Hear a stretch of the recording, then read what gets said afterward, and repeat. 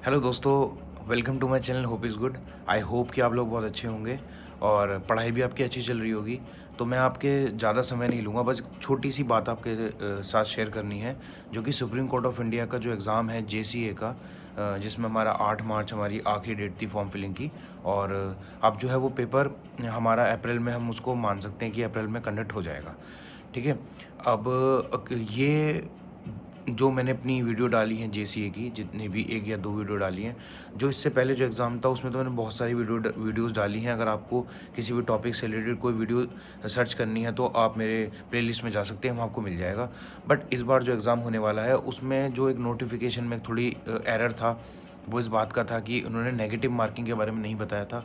और बहुत सारी चीज़ें ऐसी हैं जो कमेंट में लोग पूछ रहे हैं बार बार, और उनको बहुत ज़्यादा ही मतलब डिफ़िकल्टीज़ हो रही हैं चीज़ें समझने में। तो मैंने आपका ये काम आसान कर दिया है। मैंने सुप्रीम कोर्ट ऑफ इंडिया का जो वेबसाइट है उनकी, वहाँ पे एक आरटीआई का ऑप्शन है, मैंने वहाँ पे आरटीआई फिल कर दिया है। और ये आई थिंक 1 हफ़्ता हो चुका है आरटीआई फिल किए हुए। आज मैं वीडियो, मुझे टाइम मिला तो मैंने सोचा कि आप लोगों को इन्फॉर्म कर दूँ, और जैसे ही उनका रिप्लाई आएगा मैं आपको सभी चीज़ें बता दूँगा। बहुत सारी जो है कन्फ्यूजन है इस बार, क्योंकि क्लियरली ये पता नहीं लग रहा है कि पेपर कौन लेगा, एनटीए लेने वाला है या फिर आपका टीसीएस लेगा, है ना। और टीसीएस के बाद डेट वगैरह का थोड़ा इशू होता है, तो देखते हैं कि क्या होता है। और बाकी नेगेटिव मार्किंग का एक सवाल है कि नेगेटिव मार्किंग आपकी होगी कि नहीं होगी। फिर क्या होगा कि इस बार थोड़ा पैटर्न में बदलाव है। जो हमारा टियर 1 होगा, प्रीलिम्स होगा इस जेसीए का, उसमें जो बच्चे सेलेक्ट होंगे, जो उस कट ऑफ को क्लियर करके आगे जाएंगे, उनके बाद उनकी टाइपिंग टेस्ट होगा, उस दिन नहीं होगा। तो उसमें कितना टाइम ड्यूरेशन रहेगा, तो आप देख सकते हैं यहाँ पे मैंने ये आप दिखाता हूँ मैं आपको। देख सकते हैं आप यहाँ पे मैंने ना आपके 8-9 सवाल पूछे हैं लगभग, और पूरा आराम से देख सकते हैं आप कि मैंने, एक तो क्या है कि ये लोगों ने कभी भी अपनी प्रॉपर फुल डिटेल नहीं देते हैं ना उसकी टाइपिंग की, तो मैंने वो मांगी है इनसे। एक मैंने इनसे बहुत आप देख सकते हैं जो मेरा सेकंड क्वेश्चन है वो बहुत ही क्रिस्टल क्लियर है। इससे आपको बहुत चीज़ें क्लियर हो जाएंगी कि मैं अब मतलब इनका क्या होता है कि अगर इनकी एक मिनिमम स्पीड 35 मांगी होती है, अगर आप 35 ले आते हैं विथ 3% एरर, मतलब अंडर 3% एरर, तो आपको 25 मार्क्स मिलते हैं। और जैसे जैसे आपकी स्पीड बढ़ती है वैसे वैसे ही आपका जो है, से ही आपका जो मैं कह सकता हूँ कि नंबर बढ़ते हैं। और जिनकी 45 आएगी उनको 35 नंबर मिल जाएंगे, 50 तक जाएगी। और जैसे जैसे आपकी स्पीड बढ़ेगी वैसे वैसे आपको मार्क्स मिलते हैं। तो ये जो क्राइटेरिया ना, ये किसी भी एग्ज़ाम में नहीं देखा जाता कि जितनी टाइपिंग स्पीड उतनी ज़्यादा नंबर।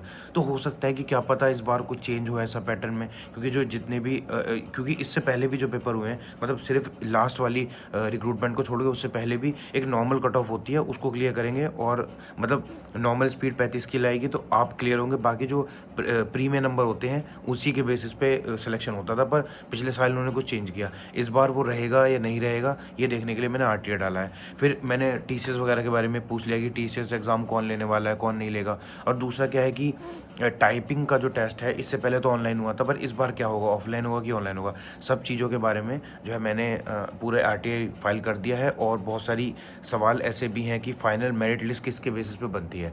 तो ये सब चीज़ें हैं जो मैं आपको बताना चाह रहा था कि आरटीआई फाइल हो गया है।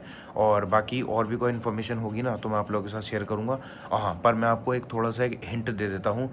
अब टाइम आ गया है कि आप आधा घंटा 40 मिनट, या फिर जिनकी स्पीड कम है या जो भी टाइपिंग शुरू करेंगे, वो दिन के 1 घंटा आप टाइपिंग को देना शुरू कर दें। पूरा गेम टाइपिंग का है। पिछली बार आप बच्चे जो भी देखेंगे टाइपिंग की वजह से ही आउट हुए थे। बहुत अच्छे अच्छे बच्चे थे जो टाइपिंग से बाहर हो गए। मतलब उनके 125 में से लगभग, मैं पर्सनली बहुत लोगों से जानता हूँ जिनके 112 नंबर भी थे, 100 नंबर भी थे, उन लोगों को सिलेक्शन नहीं हो पाया क्योंकि वो टाइपिंग ही नहीं पास कर पाए। अगर वो एक मिनिमम स्पीड 35 की भी अटेन कर लेते वहाँ पे, और उनके मिनिमम नंबर 25 भी होते, तो भी वो सिलेक्शन ले जाते। बट ठीक है, टाइपिंग की वजह से उनका नहीं हो पाया। तो पर आप ऐसी गलती मत करना, टाइपिंग पे बहुत अच्छे से ध्यान देना, और इंग्लिश को थोड़ा सा और रिवीजन करने लगे।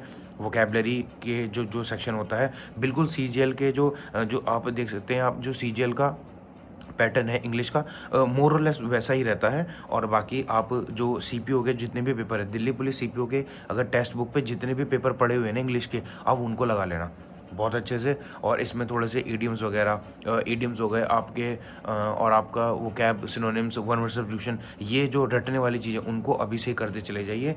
मैथ और रीजनिंग बहुत ज़्यादा टफ नहीं आती, वो आप कर लेंगे। और जीएस में मैं आपको बता देता हूँ कि आप अक्टूबर या नहीं, अक्टूबर तो नहीं, पर आप नवंबर दिसंबर से अपने करंट अफेयर उठा लेना पिछले साल के, और उनको गो थ्रू कर लीजिए एक बार। और जैसे जैसे एग्ज़ाम, कम से कम 7 महीने के करंट अफेयर पूरा घोट के पी जाना आप। और जितने भी सुप्रीम कोर्ट की जो भी वर्डिक्ट वगैरह आती हैं, जो भी हमारे उसमें करंट अफेयर में रहता है, उनको थोड़ा देख लेना।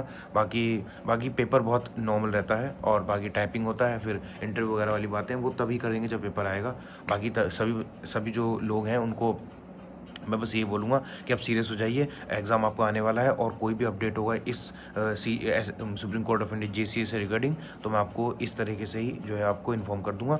आरटीआई का रिप्लाई आते ही मैं आप लोगों को फिर से बता दूंगा कि इन लोगों का क्या क्या रिप्लाई आया है। ठीक है गाइस, तब तक के लिए आप अपना ध्यान रखिए, कोई भी एग्ज़ाम हो डेडिकेशन के साथ पढ़िए, लगे रहिए।